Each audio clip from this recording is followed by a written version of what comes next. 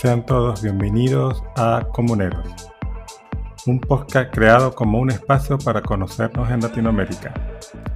Comuneros es un podcast creado y producido desde el capítulo Creative Commons Venezuela. Está liberado bajo una licencia Creative Commons de atribución y no comercial 4.0.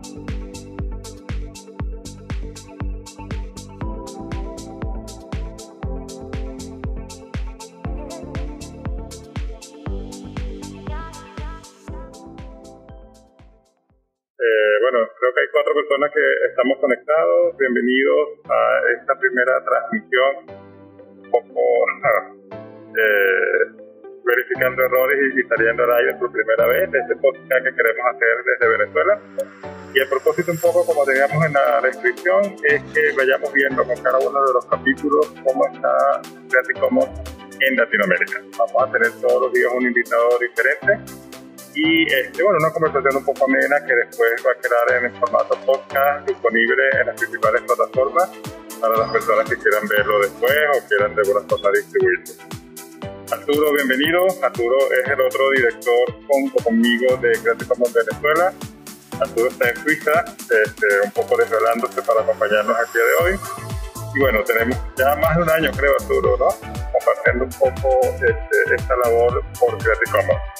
Sí, no, bueno, primero un placer estar con ustedes, un placer que haya gente que nos quiera escuchar.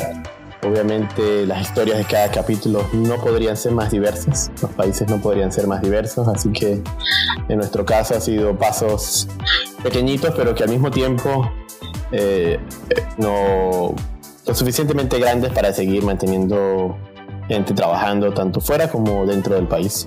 Claro, realmente, un poco por la situación que atraviesa nuestro país, lamentablemente tenemos un momento como de mucha migración y la constitución del capítulo demuestra eso también, ¿no? Tenemos gente un poco regada por todas partes del mundo, cada uno desde su lugar trabajando por Venezuela, tanto en Creative Commons como obviamente en otros frentes, en otras causas.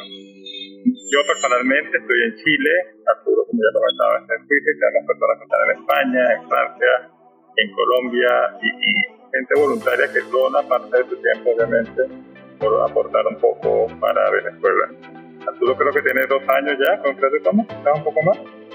Quizás un poco más. La primera vez que yo tuve la oportunidad de hablar de conversar con Creative Commons, para darte un pequeño resumen, yo trabajo sobre todo creando recursos educacionales para enseñar física. Yo, digamos, de background académico, soy físico y trabajo en un laboratorio bastante prestigioso aquí en Ginebra. Me dedico, entre otras cosas, a hacer Open Data y Open Education, básicamente, recursos abiertos educacionales. Y he tenido la oportunidad, de hecho, de participar en varios de estos summits desde el 2007, me parece, que fue en Toronto las primeras 2 veces y luego en Lisboa el año pasado. Siempre hablando sobre cómo estamos haciendo para hacer llegar esos recursos. Entonces, me enteré como organización, obviamente el tipo de las licencias y todo este tipo de instrumentos para poder liberar recursos lo conocía, pero no la organización como tal, y empecé a enterarme y a ser parte de los eventos en 2017. Y bueno, creo que no has dejado de participar ni un año, ¿no? He tenido la oportunidad de convencerlos cada vez que me den un tiempo en el Summit. Afortunadamente, pues los proyectos que realizamos evolucionan positivamente, o quizás, o mejor dicho, o la situación en la que se ejecutan los proyectos, es decir, el país, las instituciones académicas, los estudiantes mismos, pues cambian, digamos, y nosotros pues hemos adaptado esos recursos, esas historias a esa nueva realidad, como la que pasó este año, por ejemplo, ¿no? Entonces siempre la historia evoluciona. Claro, yo particularmente no conocí a Arturo, lo conocí en esta labor de crear, fundar. Sí. De hecho, refundar Creative Commons. Creative Commons en Venezuela tiene una historia interesante. Y bueno, como estamos hablando del capítulo, vamos a hacer una pequeña ventana. Creative Commons en Venezuela ya existía como con una constitución previa, pero lamentablemente, y hay que reconocerlo así, había caído como un poco con fines políticos. De hecho, lo tenía una institución del gobierno. Esto se le vincula un poco, se logra, vamos a decirlo, quizás rescatar, y se refunda, y ahí entramos Arturo y yo, y ahí nos conocimos, Arturo y yo, él en Suiza y yo en Chile. De verdad que me ha tocado tener el gusto de trabajar en algunos proyectos con Arturo, primero porque veo que es una persona que se dedica, que tiene, no solamente con Creative Commons, tiene su propia ONG y que dedica tiempo activamente y recursos que obtiene de alguna manera para ayudar a las personas que están estudiando en Venezuela, que están formando en física en su caso y entiendo que otros campos más puros, más ciencias puras. De verdad que es un gusto ver que personas que están fuera de Venezuela que sigan dedicando tiempo para Venezuela. Y quizás no te lo he comentado tú en persona, pero de verdad que para mí ha sido un gusto este tiempo que estaba empezando a trabajar contigo, porque siento que tienes una visión que es la visión correcta, la visión de seguir ayudando, de seguir colaborando y que no paras, eres como un dinamo, tú todo el tiempo estás haciendo algo, todo el tiempo estás mandando algo. Ojalá tuviera un poco más de orden para las cosas, para que nos salieran los proyectos más a tiempo, más on time, pero de verdad que ha sido un gusto. O sea, es una de las cosas que me llevo cuando me toque retirarme de Creative Commons, me va a llevar agradable de haber estado aquí. Sí, bueno, hablando un poco del capítulo mismo, porque me imagino que quienes nos escucharán, pensará, bueno, pero ¿a qué llamas tu capítulo en este caso al estar disgregados, separados geográficamente? Bueno, de hecho, una de las cosas que nosotros, como dijo José, no solamente Creative Commons, sino en otras ONG que tengo la oportunidad de participar, sobre todo en temas de educación, insisto, es el hecho de que el poder estar afuera permite generar una serie de recursos, digamos, de recursos para enseñar, por ejemplo, permite obviamente un networking que dentro sería imposible y al mismo tiempo pues el obtener recursos que así sean bastante, digamos, modestos, suelen tener un buen impacto allá. Y cuando decimos allá es tener algunas personas que poco a poco se han unido al capítulo. No es un secreto para nadie, aunque tampoco quisiera ahondar en esto. Vivir, lamentablemente, en Venezuela es un trabajo. Cualquier detalle que quieras hacer en tu día a día requiere muchísima energía. Por tanto, pues exigir a miembros de Creative Commons o miembros del capítulo que se aboquen a un problema o a una situación a largo plazo suele ser difícil y bueno, y lo que hacemos es involucrar personas que con su tiempo nos ayudan a organizar seminarios o a tratar de conseguir crear algo o incluso evaluar las posibilidades, porque bueno, nosotros no estamos dentro y a veces sencillamente tenemos ese feedback de que bueno, eso que ustedes están planteando pues lamentablemente ahora mismo no se podría hacer. Entonces al final tenemos una pequeña red de personas que, insisto, se unen dependiendo de su tiempo y de lo que saben hacer, así como nosotros mismos, y la idea es obviamente crear poco a poco una comunidad un poquito más grande. Y bueno, así hemos seguido. De hecho, también gracias a esta labor con Creative Commons, de hecho, no lo mencionaste, pero nosotros hemos visto en la vida real, como dice, en Lisboa el año pasado. Tuvimos la oportunidad de conocernos en persona en el Summit del año pasado. Y precisamente eso, incluso al ser bastante heterogéneos, permite que miembros del capítulo se conozcan, nos interactuemos entre nosotros y podamos crear... Aun cuando no estemos ahí, pero insisto, en vez de verlo como una limitación, es importante que se queden con el mensaje que de hecho es algo que favorece a las actividades, ya que se pueden hacer cosas que dentro no se podría hacer. Entonces es muy importante que entiendan, o mejor dicho, enviar ese mensaje positivo de nuestra organización. Y ya entrando un poco en materia, porque claro, el propósito un poco de este podcast es como dar esta visión general de cómo está Venezuela en el capítulo de hoy. No se crean tampoco los que nos puedan estar escuchando ahorita en el Summit o después en diferido en el podcast que va a quedar grabado, que no hay nadie en Venezuela trabajando. Tenemos también voluntarios en Venezuela que sin ellos sería imposible hacer las labores y las acciones que llevamos todos los años. Tenemos personas en Mérida, una de las principales ciudades, sobre todo y en especial a nivel universitario, como una de las universidades más importantes del país, tenemos personas en Caracas, que es la capital, tenemos personas en Valencia, que también tiene una población estudiantil importante, y tanto Arturo como yo nos hemos enfocado dentro y fuera de Creative Commons como ayudar a los estudiantes universitarios. Porque siento que compartimos la visión de que son los estudiantes universitarios los que tienen el llamado a hacer la lucha, porque fundamentalmente es una lucha a sacar y resolver los problemas que atraviesa Venezuela hoy en día. Esa juventud, esa generación de relevo son los que vienen con esta misión, y quizás nosotros, nuestra labor siempre ha sido darle herramientas, darle desde afuera ánimos, herramientas, todo lo que podemos conseguir para ello, recursos educativos, financieros, organizacionales, lo enviamos y lo ayudamos y organizamos, y somos un equipo. O sea, si de alguna u otra forma tú y yo estamos hoy en día como líderes de capítulo, eso no quiere decir que el día de mañana sigamos siendo nosotros, podría ser alguien que está en Venezuela. Sí. Esto es más bien como una cosa organizacional que quedó aquí y así ha ido quedando en el tiempo. Comencé con Creative Commons. Creo que también podría agregar es que hay también una labor bastante fuerte en tratar de impulsar legislación que permita el uso de recursos abiertos de una manera ordenada, de una manera que incluso ayude a la economía, de una manera de que las personas que crean estas herramientas, estos recursos, esta arte, lo sigan haciendo, porque hay una retribución y modelos económicos, pues hay bastante. De hecho fue el libro que también publicaron Creative Commons, Made with Commons. Lo que quiero decir con esto es que en el caso de Venezuela, por ejemplo, como José mencionaba, Creative Commons fue a principios del gobierno que actualmente está en Venezuela, de hecho una herramienta poderosa y que idealmente iba a ser positiva. Y quiero decir, muchas de las organizaciones gubernamentales decidieron mover el uso de tecnología a tecnologías de acceso abierto. ¿Okay? Hablemos de software, hablemos de sistemas operativos en los ordenadores, en las computadoras de las diversas instituciones gubernamentales, ¿no?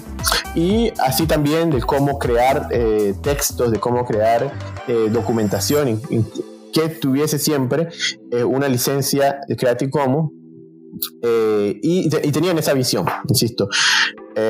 Por las razones que sean, esto sencillamente se dejó de usar, pero, y bueno, José aquí me puede ¿cómo se llama? Corregir, porque es su profesión, pero hasta donde tengo entendido, la legislación venezolana de hecho está en papel muy bien parada en términos de el uso de recursos que están licenciados, que tienen licencias abiertas, pues. El hecho es que en la práctica pues resultó no ser muy apetecible al principio, fue bastante dramático. Es decir, nosotros cuando se dieron esos cambios no fueron graduales como debieron haber hecho, sino que fueron bastante dramáticos en términos de los cambios que se debían hacer, y obviamente el performance que ustedes pueden imaginar que una organización al tener que cambiar sus recursos, sobre todo tecnológicos, tan rápido, fue negativo. Pero en general, si yo tengo entendido, en el caso del capítulo Creative Commons Venezuela, una de las cosas que podríamos decir buenas es que en términos de legislación, sobre el papel estamos bien parados respecto a quizás otros capítulos que están precisamente haciendo lobby o abogando por tener este tipo de leyes o de recursos jurídicos. No sé si tú puedes decir algo más sobre eso. Claro, fíjate, ahí pasó algo un poco interesante. O sea, hace 20 años, cuando empezó el gobierno en Venezuela, hubo un movimiento más que legislativo, yo diría ejecutivo, por parte del gobierno, de todo esto que comenta Arturo, cambiar sistemas privativos por sistemas abiertos, no solamente software, sino en hardware. Se buscó una alternativa, de hecho se desarrolló, entre otras cosas, una distro de Ubuntu, de Macanaima, la propia distribución a nivel nacional, si se quiere de alguna forma, y hubo una inversión quizás importante, medianamente importante, en desarrollo de tecnologías propias en el país. Claro, después viene la crisis económica y esto totalmente decae, se cambia totalmente el formato, y la prioridad, por supuesto, se deja por fuera este tipo de inversiones. Y al nunca lograr involucrar a la empresa privada, porque como dice Arturo, fue un cambio muy brusco, fue un cambio que en todo momento fue llevado a cabo por el gobierno, no se sumaron otros factores, no se buscó incluir a otras personas. Entonces, al gobierno no tener dinero para seguir la inversión, se tomó completo el proyecto, de alguna u otra manera. Sin embargo, y yo que estuve un poco monitoreando el desarrollo de Creative Commons en Venezuela en aquel tiempo, y pienso que hubo otro pequeño detalle, quizás que ellos lo intentaron llevar a cabo. Creative Commons específicamente desde el punto de vista de licencia de software, cuando quizás la mejor licencia de software abierto no es Creative Commons. Entonces fue un movimiento que impulsó mucho el tema del software abierto, de la distro de Ubuntu, pero nunca más allá de ello. O sea, no se llevó Creative Commons a los creadores artísticos, a los músicos que hay tantos en Venezuela, a los pintores, a los escritores. Se mantuvo solamente como en el mundo del software abierto. Y eso también pudo haber influido en que no se incluyeran otros factores, de que otros grupos que hacen vida en Venezuela se hayan sumado y hayan apropiado, hayan hecho propio estas herramientas y seguido adelante a pesar de la falta de inversión del gobierno. Pero por eso, en términos insisto, bueno, ya lo acabas de decir, quizás es lo que querías hacer. Claro. De legislación no hubo tanto, sino ejecución en términos del Ejecutivo, pero que fue de facto. Pero... De parte del Ejecutivo hubo esta intención, hay de hecho los decretos. Okay. Es una parte legislativa, pero lo que quiero resaltar un poco, y lo dejé fuera, es que la ley de derecho de autor que tenemos en Venezuela data de hace 40 años. O sea, como que nos faltó eso en ese empujo que hubo hace 20 años, faltó un poco actualizar esa ley. Quizás estuvo en los proyectos, lo desconozco, pero no se llegó a actualizar. Solamente algunos decretos muy prácticos, muy puntuales del uso y que tenía que privilegiarse el uso de software y software abierto. Sí. Y allí pues vino todo el tema de la crisis y la falta de inversión, pero hoy en día, ya en 2020, una cosa que urge en Venezuela es actualizar la ley de derecho de autor. Ok, eso es por ejemplo algo que yo desconocía, pero entendía que ellos habían hecho ese esfuerzo. Y bueno, insisto, en el caso del capítulo Venezuela ha sido más el hacer cosas pequeñas, el motivar a la gente. Hemos tenido un par de eventos exitosos. Una de las cosas que suele pasar es que a pesar de todo, los eventos se ejecutan, la gente viene y se da. ¿Okay? Eso obviamente motiva mucho a seguir, porque insisto, y a veces suena bastante, digamos, es difícil ponerlo en nuestras cabezas, pero el incluso moverse, el incluso alimentarse apropiadamente en el país es complicado. Entonces, lo que quiero decir con esto es llegar a un auditorio, a tener 15, 20 personas y conversar encontrar también ponentes locales que hablen sobre sus esfuerzos de ambos bandos, como decíamos. Claro. Inclusive más, Arturo, ¿recuerdas el año pasado, rememorando un poco nuestros éxitos, el evento que tuvimos en simultáneo en Mérida, en Caracas? Nada más en Mérida había cerca de 50 personas. De verdad que esta para mí fue una de las mayores satisfacciones de los eventos que hemos tenido. 2 ciudades al mismo tiempo y en una de ellas lleno total. De verdad que ha sido una experiencia muy bonita. Y expositores que hablaron sobre lo que, como dijo José, del aspecto, los lugares en los que hemos tratado, digamos, de conseguir gente son los lugares que conocemos. Yo, por ejemplo, vi toda mi vida en Mérida, igual José en Valencia, de Caracas, pero al mismo tiempo son lugares universitarios, lo dijo muy bien, son lugares con un montón de gente con una energía impresionante, tener chamos como decimos nosotros, chicos de 20, de 25 años que tienen las ganas de hacer esto. Y encontramos incluso ponentes que aún trabajando en organizaciones gubernamentales continúan haciendo cosas en términos de acceso abierto, por ejemplo, y sobre todo, insisto, en educación, que ha sido nuestro target. Al ser tan pequeños, al ser tan puntuales, tener un tiempo tan limitado, pues obviamente hemos tenido que decidir un área, y esa ha sido la de la educación, y por allí, digamos, seguiremos trabajando. Una de las cosas que ha sido, esto también te lo digo a ti, José, por ejemplo, aquí en Suiza no hay un capítulo de Creative Commons. Y yo, bueno, no sabía, porque bueno, nunca había intentado. Wikimedia sí es una comunidad bastante fuerte, que también, por cierto, lo es muy fuerte en Venezuela, y que entonces ellos sí tienen bastantes personas que están todo el tiempo trabajando y abogando por la creación de contenido en español en Venezuela, digamos, en la plataforma.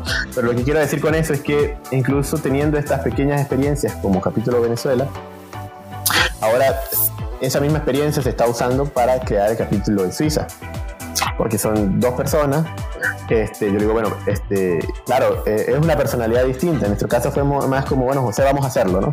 Sí, y listo. De cierta manera. Aquí, pues obviamente esa clase de personalidad es un poco más escasa, ¿no? Hay que ser un poco más, menos emocional quizás, o más planeado. Pero ha sido bonito en el sentido de que, hablando con estas personas, nosotros empezamos también 2 personas. La gente se ha venido uniendo. Obviamente la infraestructura, la gente acá es muy distinta. Yo predigo que será un crecimiento bastante rápido de la comunidad, pero lo que quiero decir con este mensaje es que hemos sido, digamos, no lo llamaré inspiración, pero de referencia de un lugar tan distinto como es Suiza, para decir, bueno, si entre 2 se puede, y poco a poco tomar gente. Yo precisamente ha sido bonito verlo. Entonces, bueno, de hecho, ojalá en el próximo año, el Summit del año que viene, ojalá primero que nos veamos de nuevo en persona, será también contarles cómo les fue a los CISOs con nuestra ayuda. Sería muy bonito de ver. Insisto, en su caso pues habría que ver qué temas quieren atacar primero. Yo siento que la parte de educación también, y por eso hemos coincidido en comunicarnos en recursos abiertos de educación, ha sido muy importante. Bueno, las sesiones que hay en este Summit así lo muestran. Un gran contenido de iniciativas de Open Education and Resources, y de hecho también será parte de lo que yo les cuente mañana en mi presentación sobre esos esfuerzos en Outreach y Open Data. Fíjate tú, qué curioso, aquí en Chile tampoco hay un capítulo de FE. Hay un movimiento un poco que está desarticulado por las cuestiones políticas. Está viendo un poco Chile también ahorita, la política siempre haciendo mal más que bien, lamentablemente, entorpeciendo las cosas. Y me he reunido, yo creo que 2 veces quizás, 2-3 veces con la gente, más como un consultor externo. O sea, nunca se ha planteado, ni yo lo he pretendido que forme parte del equipo, pero sí como un consultor, como ha sido la experiencia de Venezuela, cómo se hizo, etcétera, etcétera. Y ellos están también dando sus pasos para constituirse, ¿verdad? Un poco como lo que hizo Perú. Tenemos una amiga en común que conocimos el año pasado en Lisboa, que también como desde afuera yo le contaba cuál fue nuestra experiencia. Ella se motivó y bueno, hace poco creó el capítulo de Perú, y la tendremos también por acá, por supuesto, en una próxima entrega del podcast. Claro. Sí, es exacto. Por ejemplo, nosotros tuvimos la oportunidad de conocerla.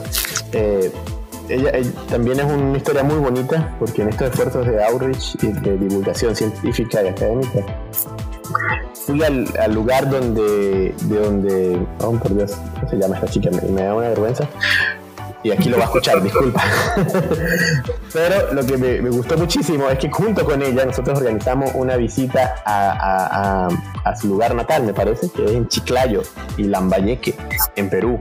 Lugares hermosísimos, bastante apartados de digamos, de lo que uno llama siempre la capital, porque al menos en los proyectos que yo trato de hacer acá, ha sido precisamente ello, digamos, apuntar a instituciones académicas a las afueras de estos países, usualmente los países latinos, sin hacer una generalización fea, pero usualmente, digamos, la capital pues compone muchos elementos, incluidas obviamente universidades, etcétera, y después hay, digamos, todo lo demás, digamos así.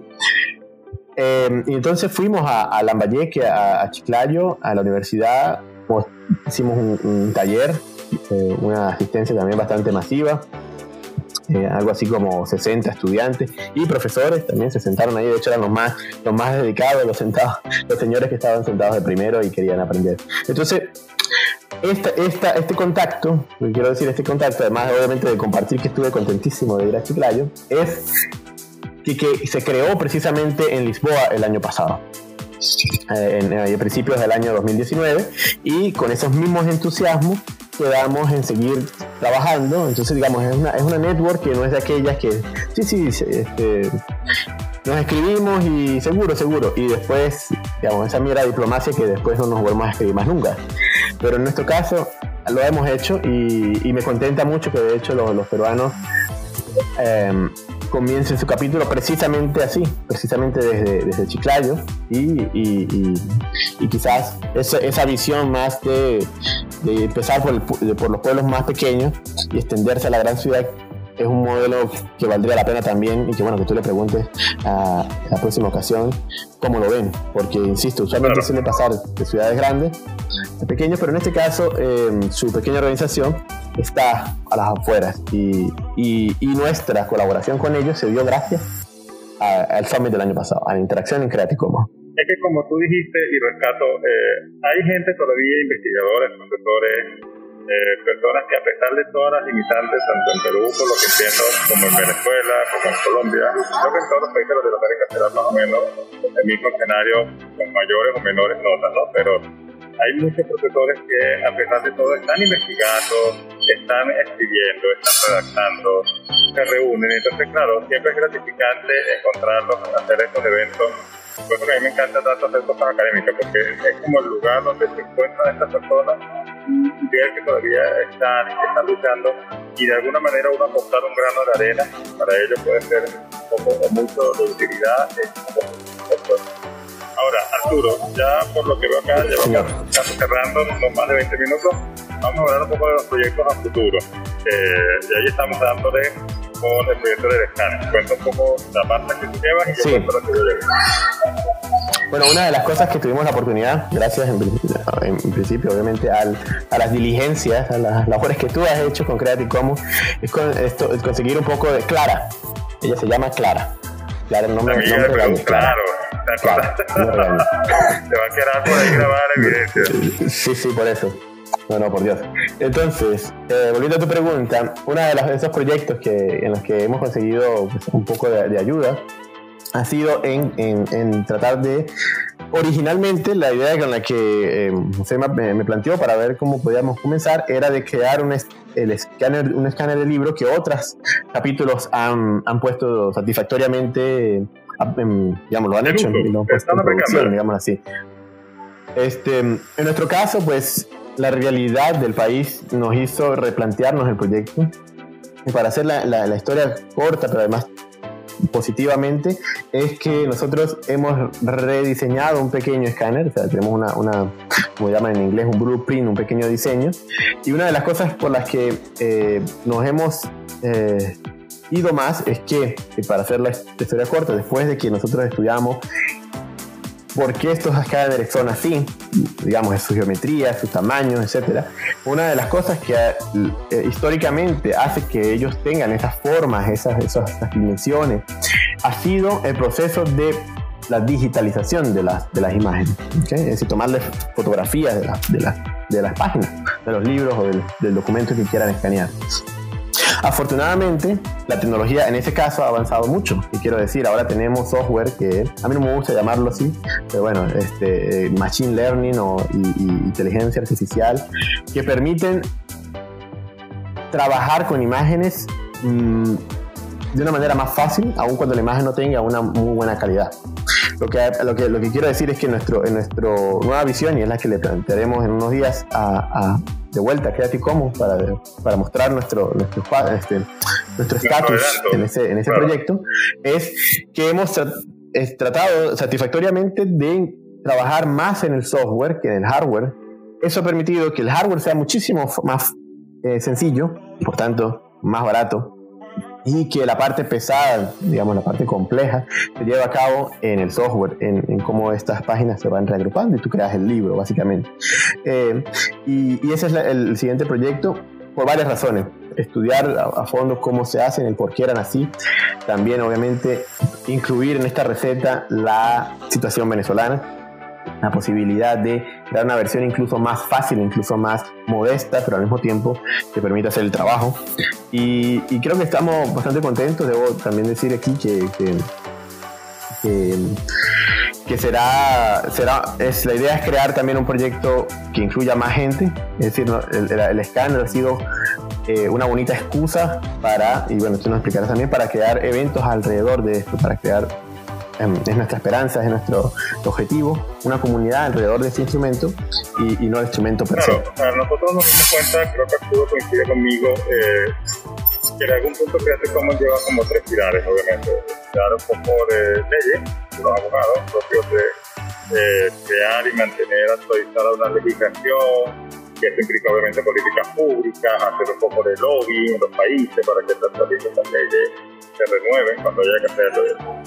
Este aspecto específicamente en Venezuela es un poco difícil, porque bueno, obviamente tenemos un gobierno reacio a todo tipo de lobby, y bueno, de alguna otra manera la agenda pública tiene otros temas más urgentes que nosotros pudiéramos incluir de alguna forma. Los otros dos obviamente son el pilar educativo, en el cual sí ya tenemos, pienso yo, algunas cosas como que mostrar, no diría yo que éxito, pero sí por lo menos cosas que nos dejan muy satisfechos con lo que hemos podido hacer en este año y poco más que llevamos trabajando con Creative Commons. Y nos dimos cuenta que la parte de lo que llaman GRAP, los museos, las galerías y las bibliotecas, no se había tocado en Venezuela, no solamente por Creative Commons, sino por ninguna organización, no gubernamental, ninguna ONG haya hecho labor con este sector tan importante. Desde allí, desde ese pensamiento, nosotros consideramos, bueno, ya vamos a ver qué podemos hacer. Lo primero que hay que hacer, pienso siempre, es entender quiénes somos, qué tenemos y desde dónde partir. Y desde ese punto de vista, estamos organizando, cuando por tema coronavirus se ha ido retrasando desde principios de año, cuando esto estaba planteado, una reunión donde van a ir, o se han convocado varias bibliotecas del país, bibliotecas públicas, muchas de ellas bibliotecas universitarias, para entender un poco cuál es el estado actual, como se dice, el estado del arte o el estado de las necesidades y del sector en Venezuela. Una de las primeras cosas que surgió de estas primeras llamadas exploratorias, de estas primeras reuniones uno por uno, ha sido precisamente el problema de la digitalización de un acervo cultural, de un acervo literario de esta biblioteca. Y desde allí, desde esa necesidad de digitalización, de los costos de los equipos que son importados, que para tener todo un tema de exportación, porque hay control de divisas y hay muchos controles, entonces nos dijimos, ¿por qué no crear uno internamente en Venezuela? Un escáner, hardware abierto, software abierto, que permita satisfacer un poco esta necesidad que tiene este sector. Y desde allí vimos que hay otro capítulo que ha creado una solución que tiene algunos años ya disponible online para cualquiera que quiera hacerlo. Pero bueno, tenemos un científico loco que es Arturo, dijo, no, yo lo puedo hacer mejor. Esto está muy bueno, pero yo lo puedo hacer mejor, yo lo puedo actualizar. Y nos hemos dividido básicamente en 2 grupos. El grupo que está en Valencia típicamente, que yo estoy coordinando, se está encargando de la reunión, del apoyo logístico a esta gente de la biblioteca, de los museos, de las galerías, y vamos a crear como una especie de red para mantener el contacto y hacer el trabajo. Y un grupo que desde Mérida físicamente y Arturo en la dirección está en la constitución de este nuevo modelo de escáner, que como él muy bien nos acaba de decir, claro, con un software más actualizado, con todo lo que ha avanzado el software, pues quizás tenga menos requisitos técnicos a nivel de equipo. Entonces es muy importante porque no solo lo abarata, sino que lo simplifique. Porque ya este código que eventualmente liberaremos cuando esté listo y estará disponible, por supuesto, de manera pública, permitirá que muchas personas con menos equipos puedan tener ya un equipo fiable de digitalización de acervo literario en cualquier parte del mundo. Entonces, estamos muy emocionados con este proyecto, llevamos un par de meses, quizás más, trabajando en él, y pienso que va a ser una contribución importante, no solo para Venezuela, me parece, va a ser realmente valioso por toda la situación que está viviendo el país, sino también para cualquier persona que pueda tener acceso o la necesidad de un equipo de estas características. Arturo, no sé si quieres comentar algo más. Entonces, bueno, lo que podemos hacer es que por favor nos den un poquito más de tiempo y se lo dejaremos saber cómo nos va a toda la comunidad de CC. Uno de los últimos puntos, y creo que nos debemos quizás despedir por el tiempo que llevamos, pero quería resaltar también que hay personas de nuestro capítulo que también han aprovechado, han tomado la iniciativa de participar en los Creative Commons Certificates, en los cursos. Gracias una vez más en parte a las diferentes fellows que ellos han generado, que ellos promueven cada cierto tiempo. Entonces, digamos, así sea poquito este tipo de cosas, en que una persona de nuestro capítulo siga la parte de los certificados, y siempre que hay una oportunidad, José lo menciona para que otro lo haga, y hay personas que han tomado esa oportunidad. Lo que quiero decir es poco a poco ellos se han involucrado también, y bueno, agradecer obviamente esa oportunidad de que personas que puedan recibir una fellow, recibir una excepción del pago de certificado y puedan seguir estos cursos. Así que gracias. Darle las gracias primero a Arturo por su tiempo, entiendo que está tarde y seguramente necesitamos tiempo a sus labores. Bueno, un placer de nuevo y nos vemos pronto. ¿Sí? Pero pienso que sí hemos cumplido con el estado de las cosas. Hicimos como que un pequeño recorrido histórico en estos 2 últimos años de lo que se ha hecho en el capítulo de Venezuela, inclusive el proyecto que hoy en día nos aboca, que es Florida Channel. Y para aquellos que nos están viendo en vivo, estaremos concluyendo ya. Mañana venimos con Clara. Mañana viene Clara, Arturo. Si tienes tiempo para escuchar, mañana hablamos con Perú en vivo. Hasta luego. Y esto fue todo por el día de hoy en su programa Comuneros, un espacio para conocernos en Latinoamérica. Esperamos que lo hayan disfrutado y si fue así, por favor difunde, comparte y suscríbete. Hasta luego.